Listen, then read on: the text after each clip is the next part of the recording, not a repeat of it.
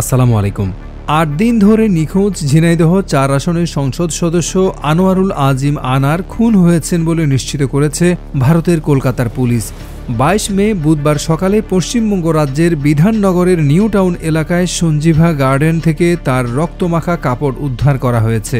স্বাধীনতার পর এই প্রথম বাংলাদেশি কোনো সংসদ সদস্য ভারতে গিয়ে খুন হলেন।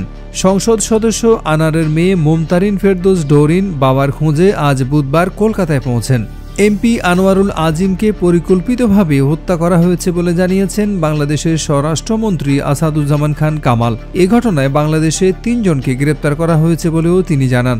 বুধবার দুপুরে ধানমন্ডিতে স্বরাষ্ট্রমন্ত্রীর বাসভবনে এক সংবাদ সম্মেলনে স্বরাষ্ট্রমন্ত্রী আসাদুজ্জামান খান বলেন, পরিকল্পিতভাবেই এ হত্যাকাণ্ড ঘটানো হয়েছে। ৩ জনকে বাংলাদেশ পুলিশ আটক করেছে। পশ্চিমবঙ্গ পুলিশের অ্যান্টি টেররিস্ট ইউনিটের কর্মকর্তারা সাংবাদিকদের জানিয়েছেন, তদন্তে নেমে তারা প্রথমে এমপি আনোয়ারুল আজিমকে বহনকারী ক্যাব চালককে আটক করেন। সেই ক্যাব চালক তাদের জানিয়েছেন, মিস্টার আজিমকে তার গাড়িতে তোলার পর আরও ৩ জন গাড়িতে ওঠেন। তাদের মধ্যে ২ জন পুরুষ ও ১ জন নারী। পরে এই ৪ জন কলকাতা নিউ টাউনের ওই বাড়িতে যান।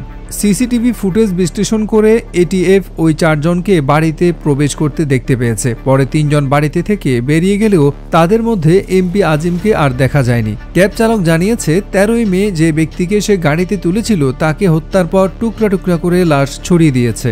কলকাতার পুলিশ হত্যাকাণ্ডে জড়িত সন্দেহে ২ জনকে আটক করেছে। এর আগে ভারতে যাওয়ার পর পরিবারের সঙ্গে যোগাযোগ বিচ্ছিন্ন হয়ে যায় এই সংসদ সদস্যের। ১৯ মে রোববার পরিবারের পক্ষ থেকে ৩ দিন ধরে এমপির সঙ্গে পরিবারের যোগাযোগ সম্পূর্ণ বিচ্ছিন্ন থাকার বিষয়টি রাজধানীর মিন্টো রোডের ডিবি কার্যালয়ে গিয়ে অভিযোগ দেওয়া হয়।